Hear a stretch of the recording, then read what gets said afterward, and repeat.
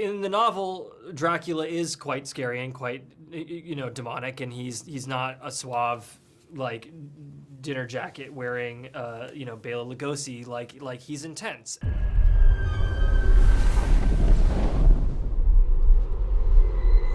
I'm ready.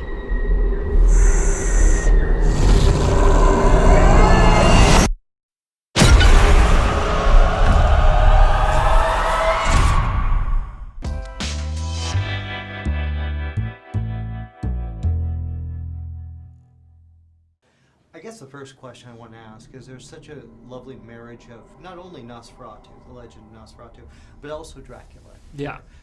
What was a decision and how did you decide to fix that all together and make it work? I mean, part of what is the genius of the Murnau film and the Murnau Gallienne screenplay, it was to take Stoker's book and to turn it into a very simple fairy tale.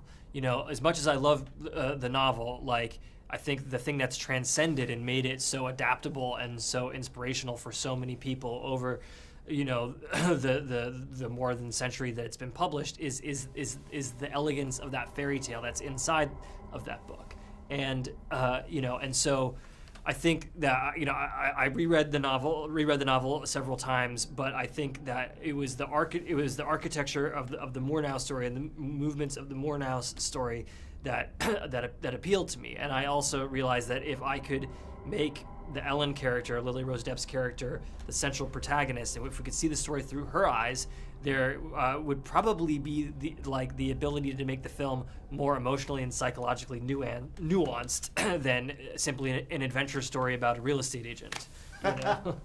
Well, here's the thing too, and what really worked for me in the film is that you've created Orlok, this character who is beastly and awful, but he's also very human and very interesting and very approachable. Sure.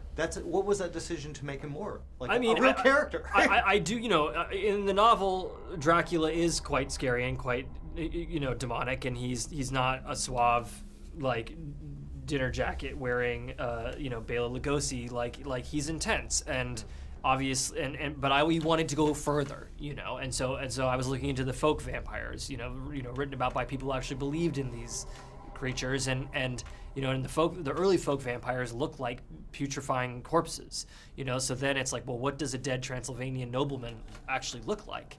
And all of a sudden you have something that feels real because it's rooted in history, and I think we could kind of take the essence of Dracula and go further, Yeah.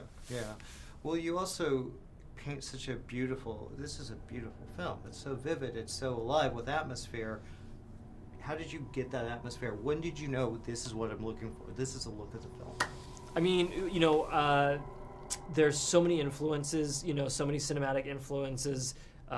Jack Clayton's The Innocents was probably the biggest cinematic influence aside from the Murnau film, but we looked at lots of German romantic paintings and Biedermeier paintings. I mean, the list of influences is infinite. But Jaron Blaschke, my cinematographer, and I knew that we didn't want to repeat any of Murnau's shots, and that was a challenge, but also like in the end it created a kind of like creative excitement around how to have ownership of something that has been told so many times.